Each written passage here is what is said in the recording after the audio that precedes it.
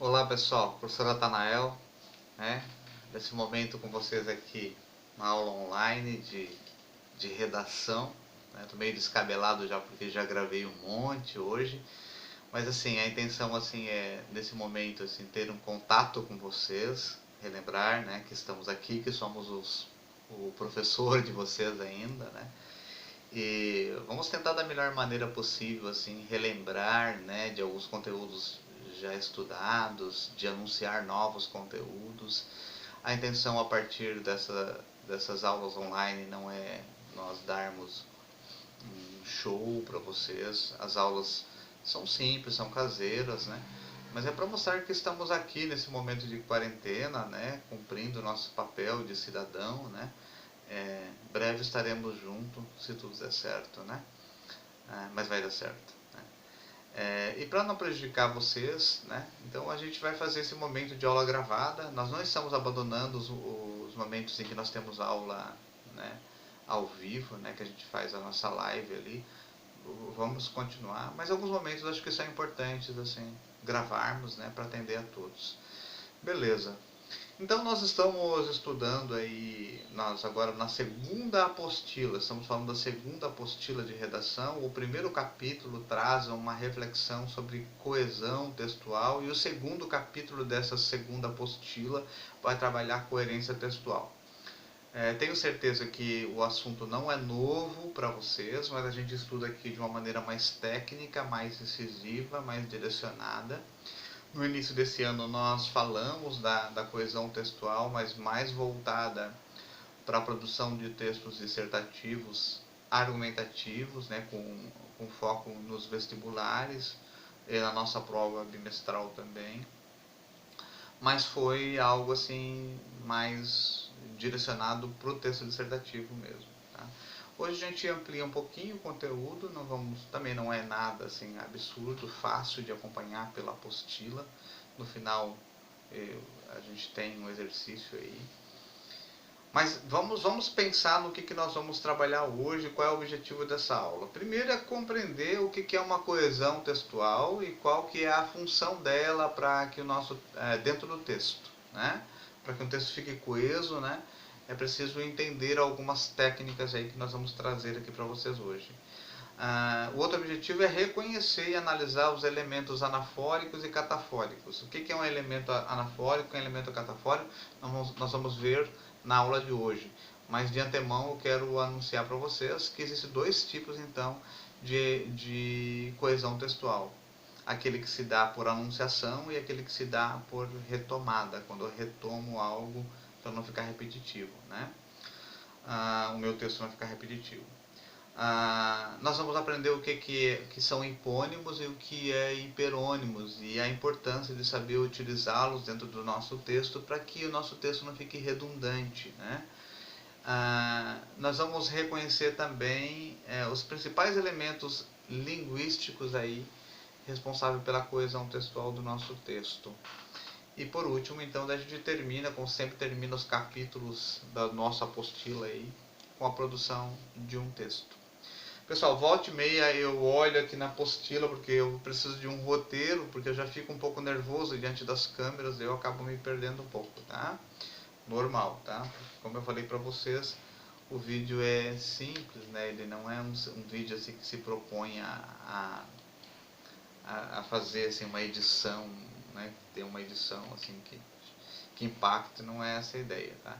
Bem, os principais conceitos então da aula de hoje: o que é coesão textual, o que é um elemento de coesão anafórico, o que é um elemento de coesão catafórico e o que é um hipônimo, o que é um hiperônimo. Tá? Em linhas gerais, coesão textual. Né? O que é uma coesão textual a serviço do que ela está? Os elementos linguísticos que estabelecem então a relação entre os diferentes partes de um texto são chamados, essa relação é chamada de coesão textual. Essa relação harmoniosa que existe dentro do texto, ligando as ideias, ligando as frases e períodos, né? Deixando o texto assim sem repetição, né? Não muito repetitivo, mas deixando ele progressivo, é chamado de coesão textual. A coesão textual é a limpeza do texto. texto fica limpo, fica de fácil compreensão. E por consequência ele acaba ajudando na coerência textual, que é o segundo capítulo que a gente vai falar bastante. E a coerência textual ela está ligada então às ideias, né? Ela decorre da harmonia das ideias, mas se as ideias têm sentido ou não, elas vão ser chamadas de coerência ou incoerência. Quando tem sentido é coerente, quando não tem sentido é incoerente. Beleza, gente?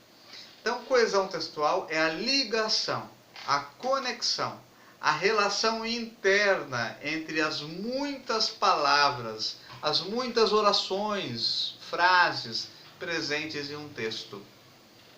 Trata-se, então, de uma maneira de eu recuperar em uma sentença B o que eu disse, por exemplo, numa sentença A. Quando eu sei utilizar os elementos, os conectivos adequadamente, eu consigo estabelecer essa linha de raciocínio tão necessária, né? Porque às vezes o que eu estou falando num período nada mais é do que a ampliação do que eu disse no período anterior.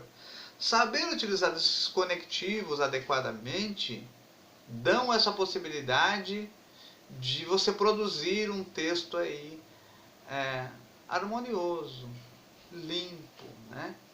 De fácil compreensão.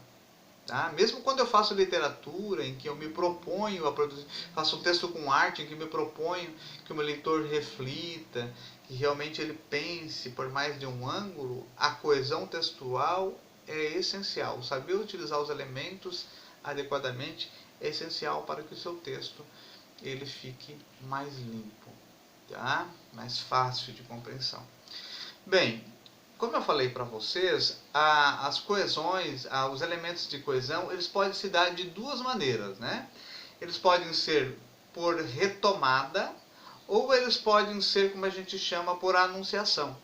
Os elementos de coesão, eles têm que ser bem empregados para possibilitar aí que o meu leitor, quando está lendo o meu texto, consiga perceber, quando eu termino uma frase, um período, o que vai ser entoado, digamos assim, no próximo período. Ele tem que compreender o que está sendo ligado ali entre as duas partes, porque isso tem que ser amarradinho, e ele tem que saber o que está sendo retomado. Então, existem dois tipos de coesão textual, né? A coesão anafórica e a coesão catafórica. A apostila vai trazer assim alguns exemplos, mas eu quero que vocês leiam depois. Então, o que é coesão anafórica? É quando eu utilizo os meus elementos adequadamente para retomar algo que eu disse anterior, para que meu texto não fique repetitivo. Então, os elementos anafóricos, eles retomam uma ideia anterior. Os elementos catafóricos, eles anunciam uma nova ideia. Os elementos catafóricos, eles amarram o que eu disse anteriormente com o que virá, né? Então, por elemento anafórico, né, nós vamos ter, por exemplo, pronomes como essa, esse, que é diferente de este. Este e esta, nesta, isto, estou pronunciando bem forte para vocês perceberem, são elementos de coesão que anunciam algo que virá. Ele é catafórico, tá? Ou eles amarram, aqueles elementos que servem para amarrar uma ideia com outra. Por exemplo, estou falando de uma ideia, e no próximo período eu quero contradizer, quero mostrar uma ressalva, então eu uso embora. É importante lembrar, né? Estou retomando algo ali, mas estou ligando, né? Estou anunciando uma nova ideia também.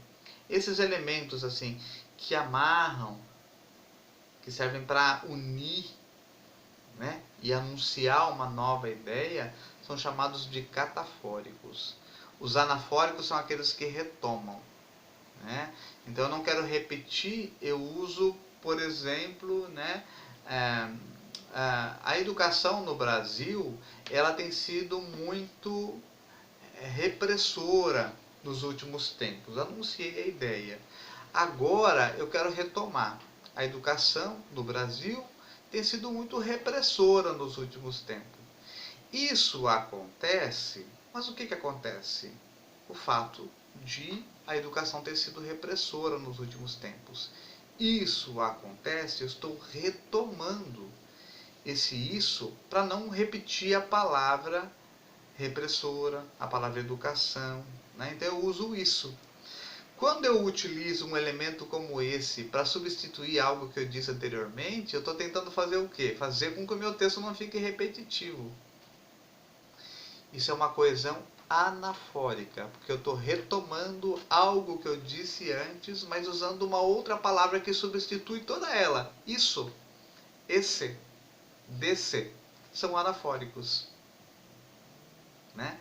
Isto que eu digo neste momento, caro leitor, significa que o texto ele precisa de uma análise mais aprofundada. Isto que digo neste momento.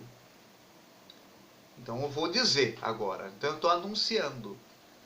Quando eu anuncio, eu digo que eu tenho um elemento de... Não posso usar o isso, porque eu estou anunciando. É pela primeira vez. Isto, este, neste.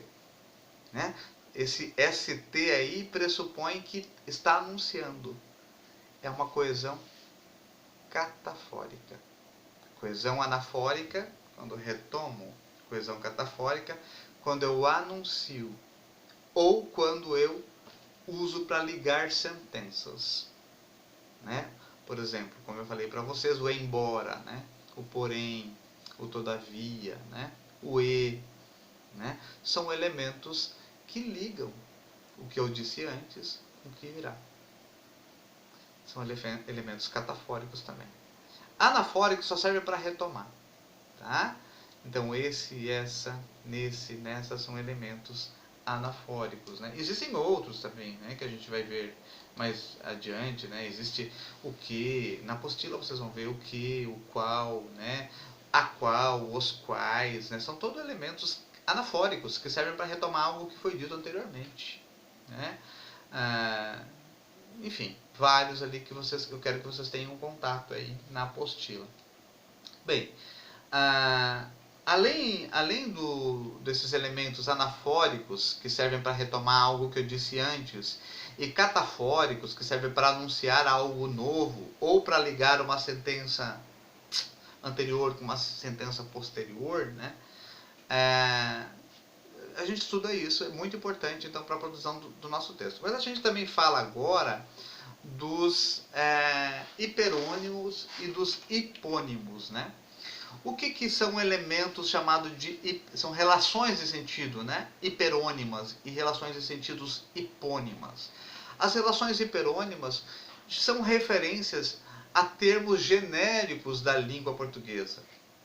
Então, quando eu anuncio algo genérico, eu estou usando um hiperônimo, que é muito amplo. Então, esse elemento genérico dentro do texto, ele possivelmente vai ser retomado lá dentro do texto em algum momento, né? Talvez no próximo período, né? Eu anunciei ali, falei da palavra flor, por exemplo, né? E no próximo período eu vou repetir a palavra flor novamente? Não, o texto vai crescendo. Então, para evitar, eu vou especificando essa palavra flor. O meu texto tem que crescer, ele tem que progredir. E daí eu vou dizer o nome da flor. Que eu estou... Né, a violeta, a rosa, a samambaia. Né? Isso é uma relação hipônima. Então, hiperônima é quando eu me refiro a um termo genérico. Hiperônimo, termo genérico. E hipônimo é uma referência para termos específicos da língua portuguesa, né? Que podem ser contidos em um termo geral, por exemplo. Né? As violetas, como eu falei para vocês, é um hipônimo de flor, que é um hiperônimo, porque é algo mais genérico. Por exemplo, se eu falo, por exemplo, do jasmim, né, da dália, entre outros, eu estou falando de um hipônimo do hiperônimo flor, que é um termo genérico. Tá certo, pessoal? Os conectivos, de um modo geral, eles têm cargas semânticas precisas para serem bem usadas e facilitarem a compreensão do texto. Né? Por exemplo, a palavra ainda, né, ela introduz uma noção de acréscimo, eu vou acrescentar alguma coisa ao meu argumento, né? O elemento de coesão, aliás, além do mais, além disso, afinal, né, são elementos de coesão que introduzem um argumento aí decisivo, né, em uma gradação. Nós aprendemos essa figura de linguagem, né, gradativamente, né, vai ampliando, né, o sentido. O isto é, né, são elementos de coesão importantes dentro de um texto. Quer dizer, ou seja, em outras palavras, são elementos que dão uma ideia aí de esclarecimento. Né? Eu passei uma lista de elementos de coesão para vocês, eu imprimi até, dei para vocês, que vai ajudar muito aí na produção de textos. Né? Mas agora esses que eu trouxe agora, eles são muito importantes e talvez não estejam naquela lista, principalmente para os textos assim que são com mais exatidão, né? Os cognitivos, então, eles precisam ser bem utilizados, como eu falei, para que o teu texto fique bem coeso, bem coerente. O mas, o porém, o entretanto, o todavia, né? A gente viu isso aí. São elementos de coesão que introduzem aí uma ideia que é contraditória, né? Vai criar uma contradição dentro do texto e vai deixar expressa essa contradição quando eu utilizo ele lá dentro do meu texto. Né?